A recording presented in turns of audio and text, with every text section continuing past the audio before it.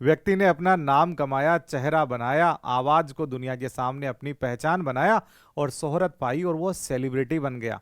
तो इनसे आने वाली कमाई पर भी उसी का ही अधिकार होता है। ये उसकी इंटेलेक्चुअल प्रॉपर्टी के अधिकार में शामिल हो जाता है। इसके अलावा इनका निजी जीवन में क्या बात चल रही है वो भी लोगों को जानने की उत्सुकता रहती है। तो कई बार इनके निजी जीवन की जो बातें हैं वो भी प्रेस या किसी और के द्वारा रिलीज कर दी जाती हैं, क्योंकि इनकी कमाई का मुख्य आधार इसी प्रकार से ये इनके गुण होते हैं जिनको इन्होंने बड़ी मेहनत से कमाया होता है।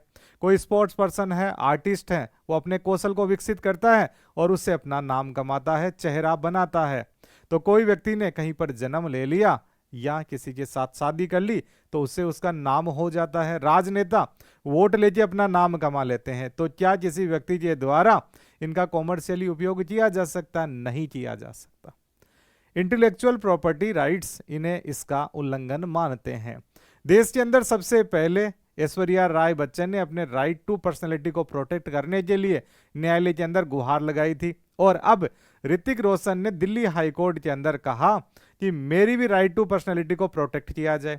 कई बार इस प्रकार से ये जो पर्सनैलिटीज होते हैं, सेलिब्रिटी होते हैं, उनके नाम का, उनके चेहरे का, उनकी आवाज का या इनका कोई विशेष अंदाज होता है, उसका उपयोग किसी इवेंट ऑर्गेनाइजर के द्वारा या किसी भी एड में उपयोग कर लिया जाता है और उससे जो कमाई होती है वो इन्हें नहीं मिल पाती।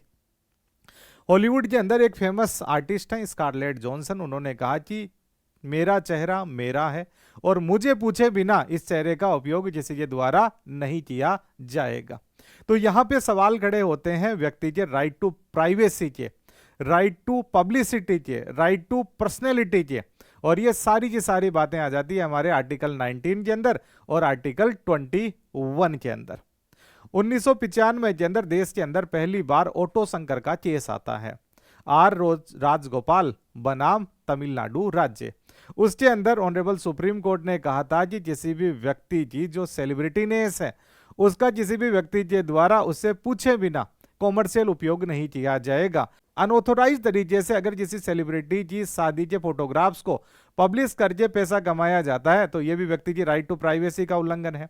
सेलिब्रिटीज की निजी जीवन की बातें भी सार्वजनिक कर दी जाती हैं।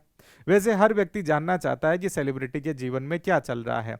अगर वो सामान्य बातें हैं तो उन्हें वो पब्लिश कर सकते हैं। पब्लिक डोमेन में अगर वो बातें हैं तो उनके बारे में वो लिख सकते हैं, बोल सकते हैं। लेकिन उनके निजी जीवन के अंदर क्या चल रहा है वो लोगों को नहीं बताना चाहते। अगर वैसी भी बातें प्रेस के द्वारा लोगों को बताई जाती है, उन्हें पब्लिश किया जाता है, तो इनके राइट टू प्राइवेसी का उल्लंघन हो जाता है।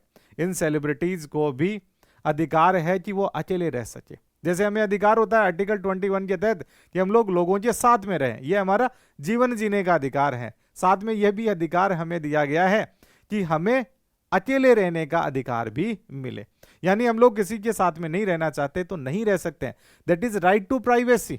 अगर किसी इवेंट ऑर्गेनाइजर के द्वारा इस प्रकार से उसका उपयोग लिया जाता है तो आर्टिकल 19 और आर्टिकल 21 का ये अब्यूज है जो व्यक्ति के फंडामेंटल राइट्स हैं।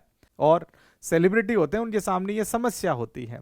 कई बार उनके बच्चा है उसकी जबरदस्ती पेपराजी के द्वारा फोटोएं खींची जाती है। वो किसी विशेष परिधान के अंदर होते हैं, कई बार उनकी फोटोएं खींच ली जाती हैं, बाद के अंदर उसे फैलाया जाता है जिससे व्यक्ति की तो कमाई होगी लेकिन उसका सेलिब्रिटी का जो सम्मानपूर्ण जीवन जीने का अधिकार था उसका उल्लंघन हो गया। अब धीरे धीरे देश के अंदर सेलिब्रिटीज की संख्या बढ़ती जा रही है और सेलिब्रिटीज की संख्या बढ़ने का जो आधार है सोशल मीडिया भी है। तो जब पहले इंटरटेनमेंट इंडस्ट्री जब बढ़ी तो बहुत सारे सेलिब्रिटीज बने, उसके बाद में स्पोर्ट्स इंडस्ट्रीज का विकास हुआ तो और सेलिब्रिटीज बढ़े। आजकल राजनेता भी सेलिब्रिटी होने लगे हैं, वो तो पहले भी हुआ करते थे। अब सोशल मीडिया भी सेलिब्रिटी होने लगे हैं। तो अब ये नया ट्रेंड है कि वो अपनी पर्सनैलिटी को प्रोटेक्ट करवा रहे हैं, कॉमर्शियल भी प्रोटेक्ट करवा रहे हैं और अपनी प्राइवेसी के लिए, निजता के लिए भी उसे प्रोटेक्ट करवा रहे हैं।